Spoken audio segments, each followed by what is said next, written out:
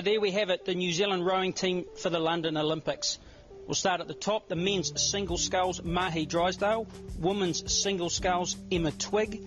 Men's double sculls, Joseph Sullivan and Nathan Cohen. Women's double sculls, Fiona Patterson and Anna Raymer. In the men's pair, Eric Murray and Hamish Bond. Women's pair, Juliette Haigh and Rebecca Scown. The men's quad, John Story, Michael Ames, Matthew Trott and Robbie Manson. In the women's quad, Sarah Gray, Louise Trappett, Fiona Burke and Eve McFarlane. In the men's coxless four, Jade Uru, Chris Harris, Sean O'Neill and Tyson Williams. In the men's lightweight double sculls, Storm Uru and Peter Taylor. The women's lightweight double sculls, Louise Ayling and Juliette Edwards. And two crews that have to go to Lucerne in May to qualify for the Olympics, and they are the men's lightweight four, which consists of Graham Oberlin Brown, James Lash, Curtis Rapley and Duncan Grant. And there's also the men's eight, and that's Adam Tripp, Hamish Burson, Richard Harrison, Tobias Weir-Chandler, David Eade, Ben Hammond, Fergus Flavell and Ivan Papic is the cox. So there we have it. And what do you think of that team? Look, it's a really strong team. I think they weren't kidding when they said this is our best team we've ever put out for an Olympic Games, and the depth and breadth we've got in our crews now is really exciting. New Zealanders like to talk about medal prospects, and I suppose it's hard to talk about what colour, but we should expect a fairly decent haul from this squad. Yeah, I think so. I think, without being cliched, it may be about what colour, and I hope I haven't just given them the death knell with that prediction. But you know, the results we've got over the last couple of years, it's not just one-offs. They're consistent performers. They know how to perform on the world stage, and I'm sure they'll achieve it this time too.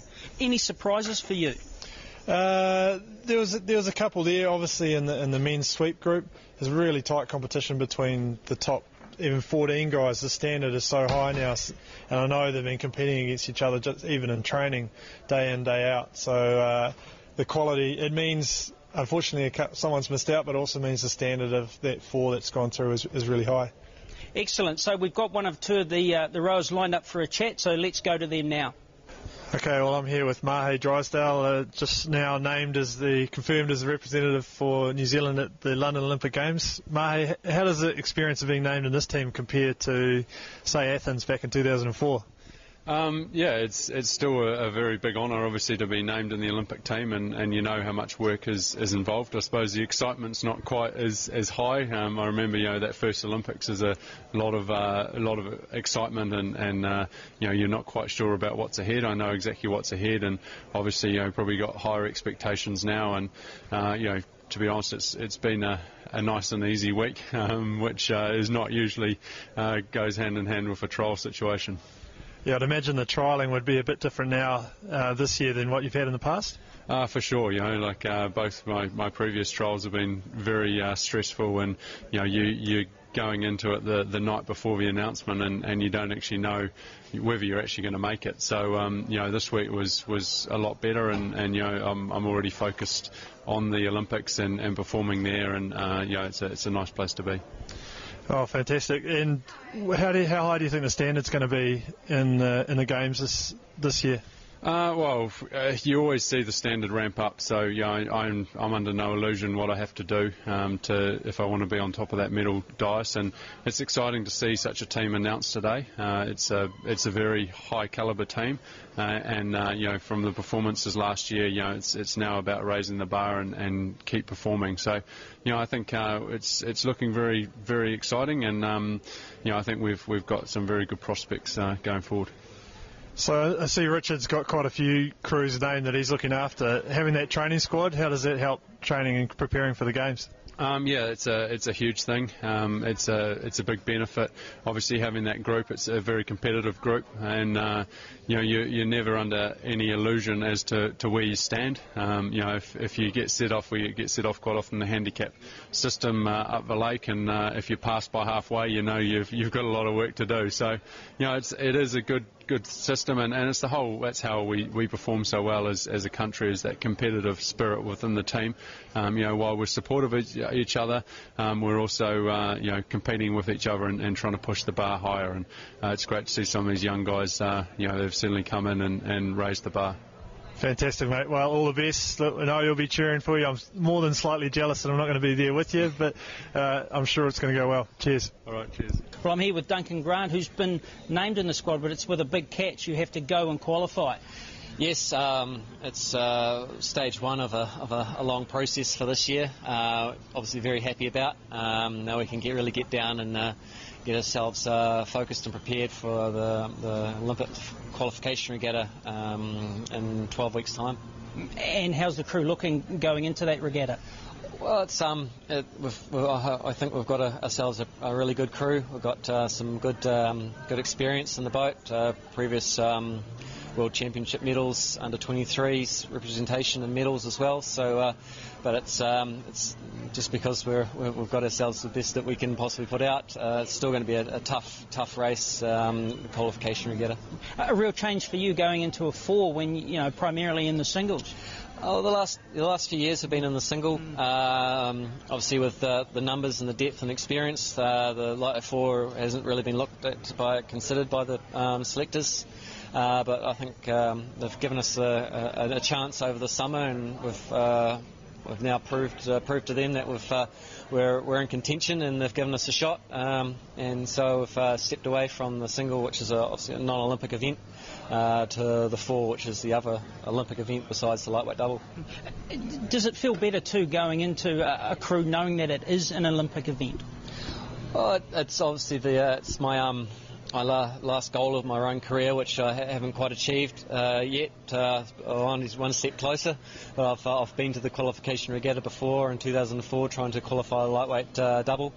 It's a very hard regatta. We've got 2 spots up for grabs, and there'll probably be about half a dozen top crews all vying for those 2 spots. Just over our shoulder here, we've got the boys dragging for weed here in Lake Karapiro. I suppose that's motivation in itself, because you'd certainly want to win the qualification regatta rather than come back and do a job like that. Yes, well, winning the qualification, coming through the qualification regatta means our season doesn't end there and then. Obviously, we want to continue on to the Olympics 6 to 8 weeks after the qualification regatta. Don't want to come home in the middle of winter and to watch everybody else continue on. Well, Duncan, best of luck, and let's hope we see you in London. Thank you. All right, well, I'm here with Louise Ayling, who's been selected in the lightweight women's double. Louise, congratulations. How are you feeling? Thank you very much. I'm feeling absolutely stoked. It's a dream come true. It's been a long time coming. How long have you been thinking about trying to get to an Olympic Games? Seriously, 5 years. Yeah, it's we tried to qualify for the last ones and missed out, and so it's so good to finally get to these ones. So you've obviously been through a lot of trials of that and been in and out of crews. So this time, is there any difference between this and going to a World Champs? Obviously, the Olympics is the ultimate, basically, for me. World Champs is so incredibly special, but this is just the absolute ultimate goal for me. So, it's just absolute bonus. Fantastic. And have you raced on the Eton course before in the UK? No, I haven't, but I've heard that it can get pretty rough. You guys will be experienced with that with the training you do here at Karapiro? Yeah, absolutely. Yeah, there's plenty of 4 seasons here. And I see you've got John Robinson as your coach. Does that mean you're going to get to work in with the world champion pair of Juliette and Rebecca? Yes, we are, which would be great, actually, because they're quite a similar boat speed to us. So that'll be really nice to be able to pace against them. Have you done some training with them through the summer? No, not a lot. Only in the squad sessions on the Wednesday and the Saturdays, but basically just with our other training partners, Anna Raymer and Fiona Patterson in the heavyweight double. So what do you think has made the difference from not making the cruise to getting in now? Has it been a change of attitude or just the environment here? What's had the biggest impact? I think when you have a setback, it really makes you realise how much you want it, and it makes you work that so much harder. And it's just you just work as hard as you can, and you realise that you can actually do it. Fantastic. Well, all the best. I hope it goes really well for you. I know you've got a big block of training coming up and a lot of competition between here and there, but we'll all be rooting for you back here. Okay, well, I'm here with Juliette Haigh and Rebecca Scown. First of all, congratulations going to the Olympics. It's very special. I mean, world champs every year, but this surely is something very different.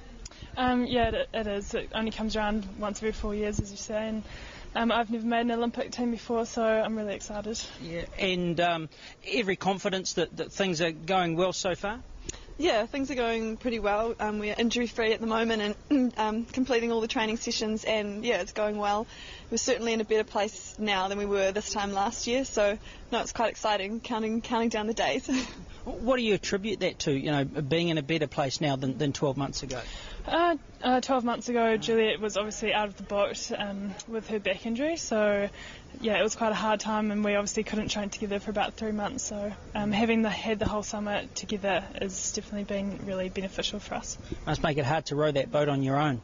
Yeah, I spent a lot of time in the single, yeah, so no pair rowing for a little while then. And just in general, what are you looking forward to at this regatta in London? Of course, Olympics a big thing, but there's also taking in what is going to be a fantastic event.